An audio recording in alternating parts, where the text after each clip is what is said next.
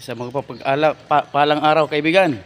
So dito naman kami ngayong araw at nagagawa ng pambakod sa likod ng school. So ito yung nagawa ko, apat na